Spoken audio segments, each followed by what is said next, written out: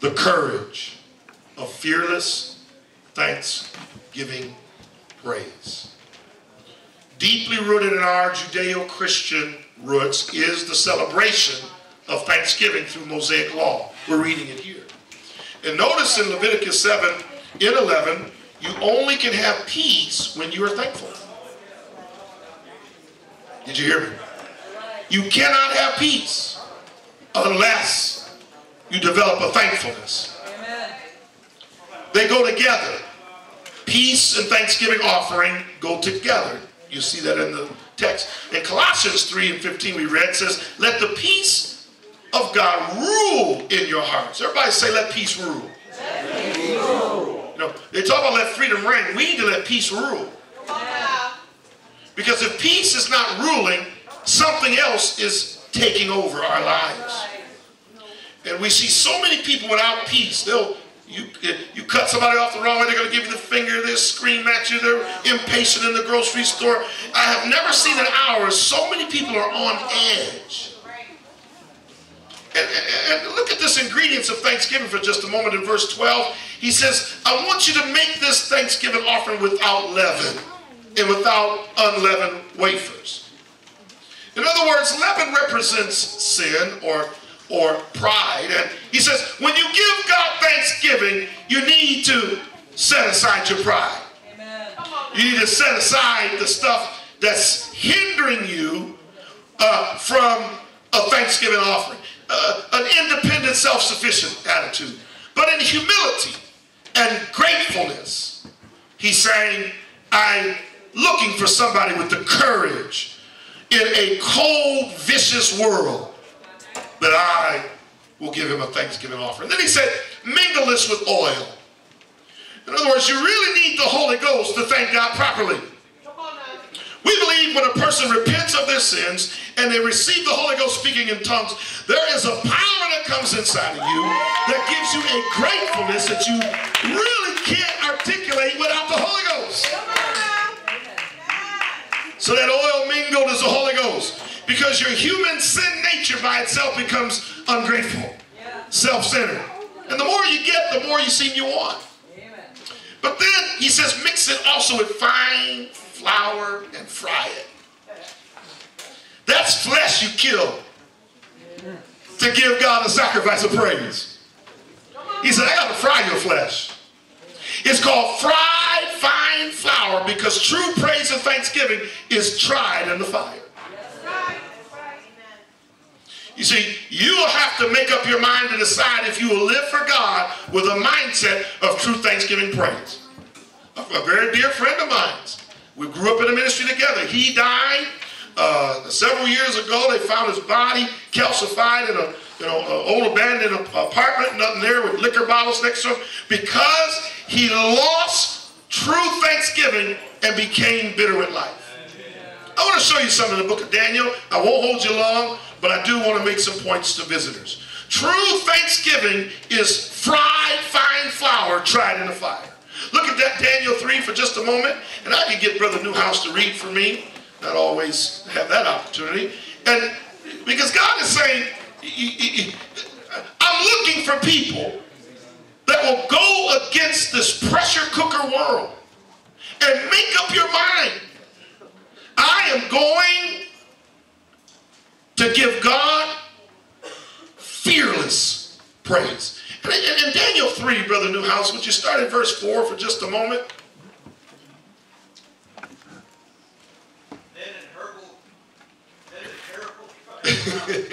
Then a herald cried aloud.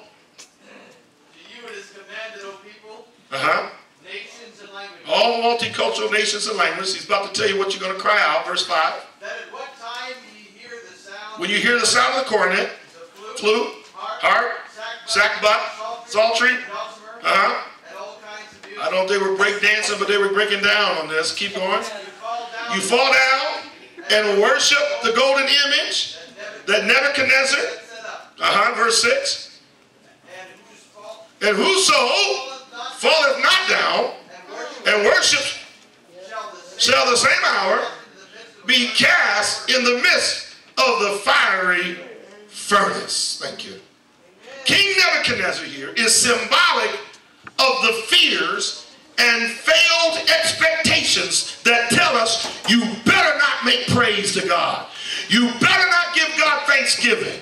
Because if you do, you will pay a price for it with the backlash of life's injustices. I am going to see to it that I resurrect some old wounds that will come back to you.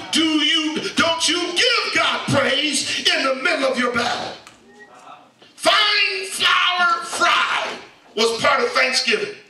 And I'm looking in the faces of some people.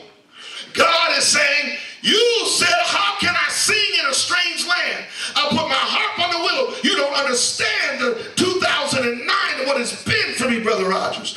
You cannot understand what I've gone. What I do know is some of you have had a praise that you've lost. You've had a dance that you've lost. You've had something that the enemy's stolen because the king said, if you do it, I'm going to fry you. So I'd rather have you hold on to your fears and your worries than get some healing in your praise. Hallelujah, Lord.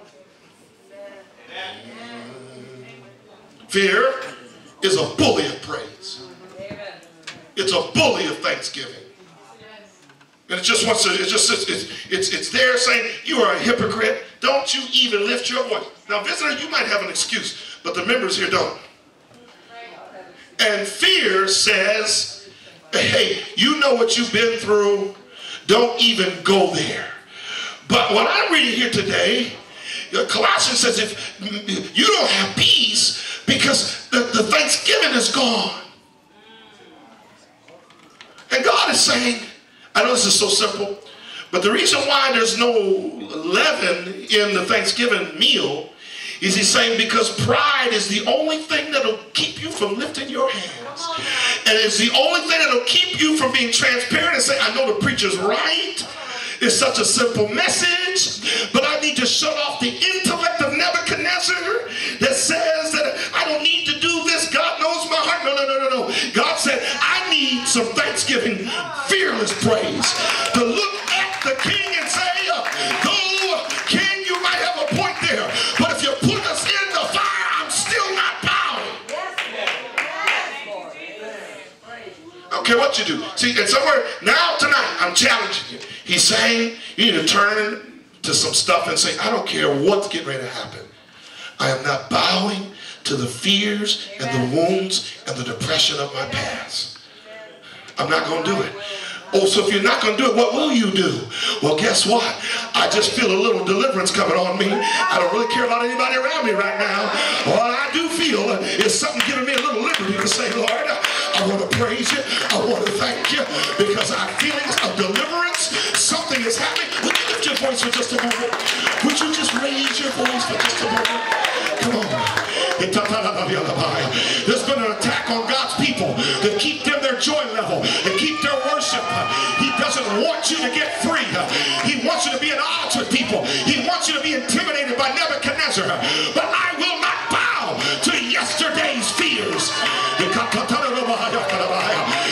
I saw a dance on you, Sister Newhouse, when I met you. I saw you twirling before. And God is saying, that dance is still in you. There's a worship still in you that gives you strength to fight Nebuchadnezzar. Oh, I praise you. I praise you. I praise you. I praise you. I praise you. You know what the Lord told me? He said the 10 spies, before they even fought, their hearts failed. They looked, Sister Newhouse, way up yonder, and they saw that the giants were like grasshoppers. And here's the bully of praise. You leave out of here feeling good tonight, but come tomorrow when you look at bills and you look at reality. Where's my tambourine? I got a tambourine around here. Thank you. I knew I'd get one out of you. See, today, I got no problem. But when I start looking at reality and I look at the spies and what they're looking at,